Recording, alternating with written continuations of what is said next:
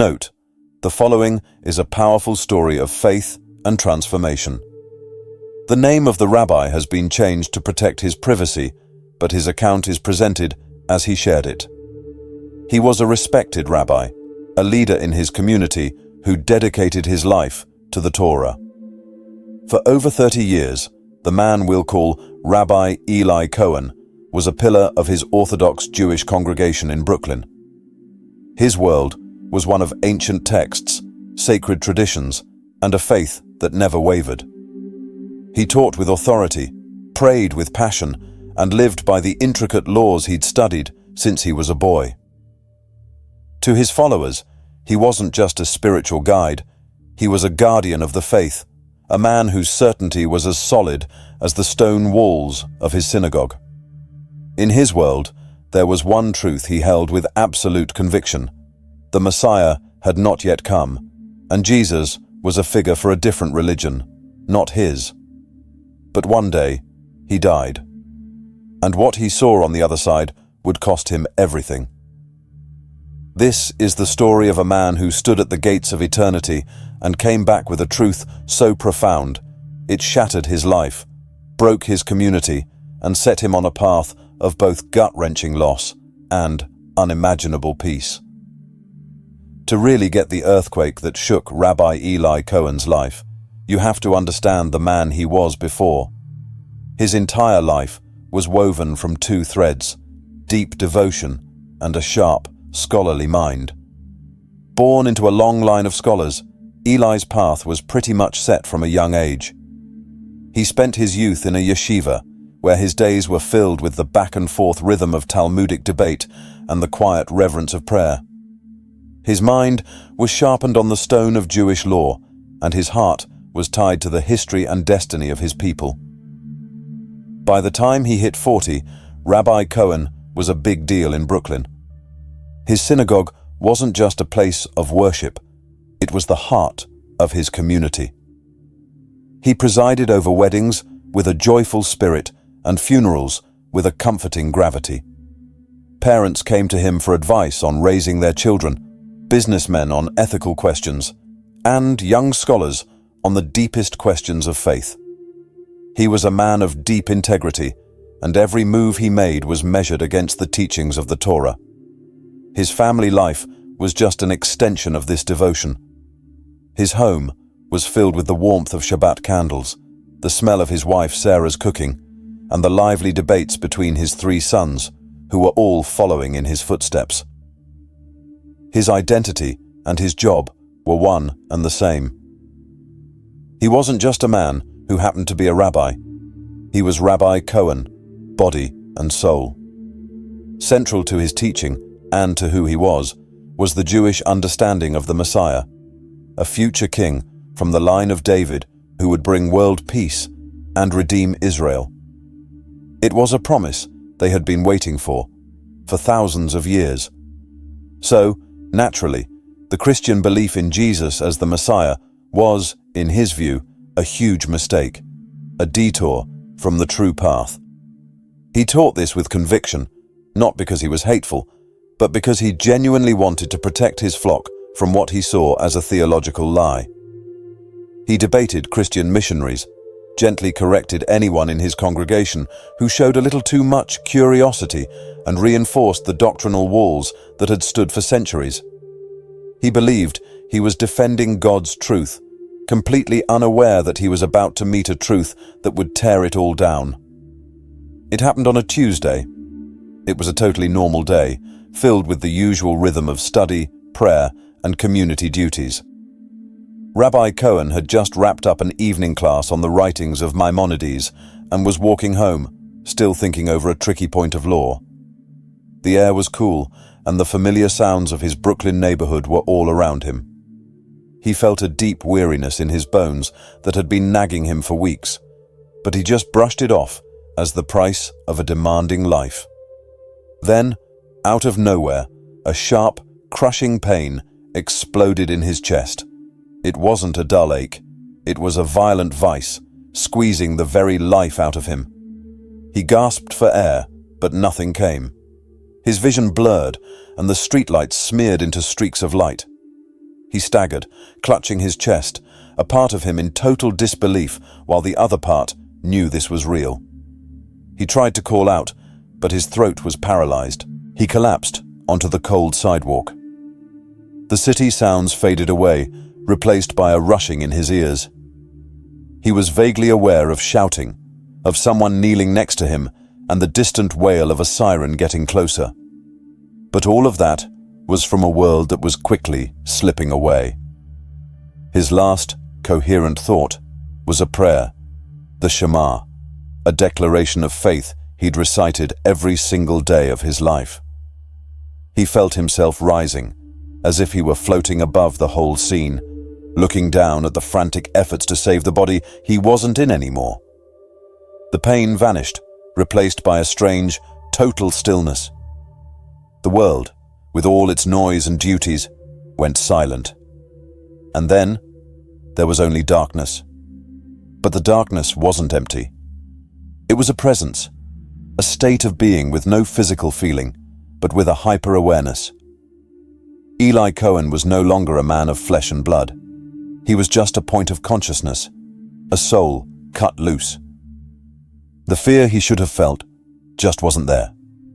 Instead, he was deeply curious. And then, he saw it, a tiny speck of light in the distance. It started growing, not like a lamp being flipped on, but like a sunrise on a cosmic scale, expanding until it filled everything. The light wasn't just bright, it was alive. It radiated a warmth and a love so pure and overwhelming that it felt more real than anything he had ever known. He felt himself being pulled toward it, moving without effort, through what felt like a tunnel of pure light. The light pulsed with a silent music, a harmony that vibrated with his very soul. As he came into the fullness of the radiance, he found himself in a place that wasn't really a place, a realm of pure spirit.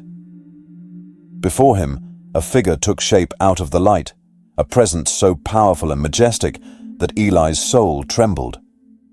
This was it, the moment of judgment. He steeled himself for a divine courtroom, for scales that would weigh his good deeds against his failures. He was ready to be judged by the 613 commandments he had so carefully taught. But the figure before him wasn't holding scales.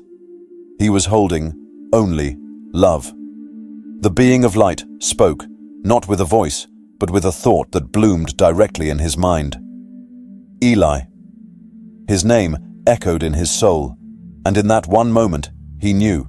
His mind reeled, every part of his rabbinic training screamed in protest. But his soul recognized the truth with an instinct that went way deeper than intellect. The figure bathed in holy light, the source of this infinite love, was Yeshua. Jesus. A sob of pure shock ripped through his spiritual form.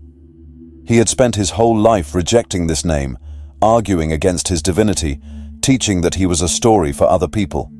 And now, he was standing right in front of him. The Messiah he'd spent a lifetime denying was the very face of eternity. I am the way, the truth, and the life. The presence communicated, the words not a boast, but a simple, profound statement of fact. This wasn't a confrontation, it was a revelation. Scenes from Eli's life played out before him, not as a judgment, but as a lesson. He saw himself in his study, poring over the prophecies in Isaiah, the suffering servant, pierced for our transgressions, and he saw how he had so carefully explained them away, never seeing the plain truth right in front of him. He saw a young Christian who had once asked him a sincere question, and he saw his own pride as he shut her down with a show of intellectual arrogance. He saw that his life's work, which he thought was all for God, had partly been a monument to his own understanding and his own traditions. He wept, not from fear, but from a grief born of being spiritually blind. "I didn't know," his soul cried out. The response was instant, full of a compassion that healed the very wound it exposed. "But now you see," Yeshua communicated. "I came to my own, and my own did not receive me." The words from the Gospel of John, words he had once mocked, were now his own story. But there was no condemnation in them, only a deep, sorrowful love. Yeshua hadn't come to condemn him for rejecting him, but to welcome him home in spite of it. He learned in that moment that salvation wasn't a reward for being perfect, but a gift offered through the very one he had refused to see. He had been so busy working for God that he had forgotten to simply know him. In the heart of that eternal light, faced with a love that defied his logic and a truth that took a wrecking ball to his life's work, Eli Cohen made his choice. It wasn't a choice of the mind, but of total surrender. Through the weeping of his soul, he whispered the words that would change everything, a confession that was both an end and a beginning. "I believe." The moment he thought it, the light grew even more intense, washing over him in a wave of joy and peace so profound it was almost unbearable. He felt whole, as if a part of his soul he never knew was missing had finally been clicked into place. He hadn't lost his Jewish identity. He felt like he had finally fulfilled it. He was a son of Abraham, standing before the ultimate promise made to his people. But then he felt a pull, a gentle but firm tug, backward, away from the light. "Go back," the voice of Yeshua instructed him, the command filled with a new purpose. "What you have seen is not for you alone. Tell them what you have seen." He didn't want to go. Every fiber of his being wanted to stay in that perfect presence forever. But the command was clear. He was being sent back. The sensation was like falling backward into himself. The endless light condensed, the heavenly music faded, and the warmth was replaced by an invasive, sterile cold. Suddenly, a violent jolt, like a lightning strike, shot through him. He gasped, a raw, ragged breath filling his lungs for the first time again. The gasp turned into a hacking cough. He opened his eyes. The beautiful vision was gone, replaced by the harsh glare of fluorescent lights. The faces of paramedics, grim and sweating, hovered over him. A rhythmic, insistent beeping cut through the air, a heart monitor. He was back in his body, a body that felt broken and alien. The crushing pain in his chest was back, but it was nothing compared to the storm raging in his soul. He was alive, but he wasn't the same man who had collapsed on the sidewalk. That man was gone. In his place was a man who had seen the truth, a man with a mission he couldn't refuse, no matter what it cost him. The first person he told was his wife, Sarah. She sat by his hospital bedside, her face a mess of worry and relief. Her hand trembled as she held his. He was weak, his voice just a hoarse whisper, but his eyes burned with an intensity she'd never seen. "Sarah," he began, his voice cracking. "I died. And I saw him." She stroked his hand. "Eli, honey, you're exhausted. You've been through a terrible ordeal. You need to rest." "No," he insisted, trying to find some strength. "I saw Yeshua. Jesus. He is the Messiah. He's the one we've been waiting for." The name just hung there in the air, a grenade of blasphemy. Sarah pulled her hand back as if she'd been burned. Her eyes filled not with joy, but with a terrifying mix of fear and confusion. This wasn't her husband. Her husband was a rabbi, a scholar. The man in this bed was talking crazy, the delusions of a mind starved of oxygen. That was just the start. When his sons visited, they had the same pained, disbelieving reaction. "Father, the trauma has confused you," his eldest said gently, his words a clinical dismissal of a divine revelation. They saw a patient to be pitied, not a witness to be heard. But Eli couldn't stay silent. He had been sent back for a reason. Weeks later, still frail but determined, he stood before his congregation. The synagogue was packed, the community there to welcome back their beloved rabbi. A murmur of relief and affection went through the crowd as he walked to the podium. He took a deep breath. He didn't talk about Talmudic law or the weekly Torah portion. He talked about his death. He described the light, the peace, and the presence of the Messiah. And then he said the name. Jesus is the Messiah of Israel. A wave of shock rippled through the synagogue, a collective gasp of horror. People looked at each other, their faces hardening. The shock turned to anger. Shouts erupted. Blasphemy! He's lost his mind. An elder, a man who had been Eli's friend for 40 years, stood up, his face pale with rage. "You are no longer our rabbi," he declared, his voice trembling. "You are no longer one of us." The rejection was swift and total. The synagogue board formally stripped him of his position.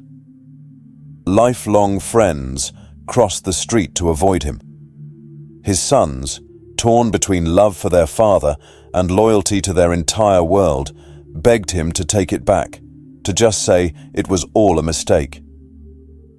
When he refused, their visits became strained, then rare, then they just stopped.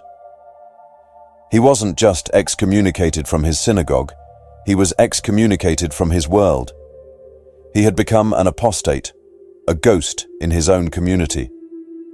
The man who was once the center of everything was now, completely, devastatingly, alone.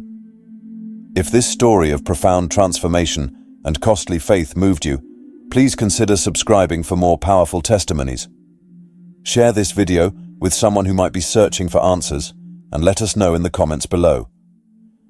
What does it mean to stand for a truth that costs you everything? The life Rabbi Eli Cohen had known was over. He lost his job, his status, his community, and the daily comfort of his family. The pain of being abandoned was a constant, sharp ache. Some days, the silence in his small apartment felt like a tomb. He was a man without a tribe, an exile in his own city. And yet he wasn't destroyed. Underneath the grief, there was a deep, constant peace. A peace that didn't make any sense. The love he had felt in the presence of Yeshua wasn't a fading memory. It was a living reality that kept him going. He had lost the world, but he had gained his soul. Slowly, a new purpose began to take shape. He was no longer Rabbi Cohen, the respected leader. He was just Eli, a man with a story to tell. He started finding others, a small but growing community of Messianic Jews, people who, like him, had faced rejection for their belief that Jesus was the fulfillment of Jewish prophecy. In their fellowship, he found a new kind of family. He began to write and speak, sharing his story with anyone who would listen. He didn't speak with bitterness toward the community that cast him out. Instead, he spoke with a deep love and a burning desire for his people to see the truth he had been shown. His mission was no longer to be a guardian of tradition, but to be a bridge between the faith of his ancestors and the Messiah who had completed it. He had lost everything he once held dear, only to find a purpose more profound than he could have ever imagined.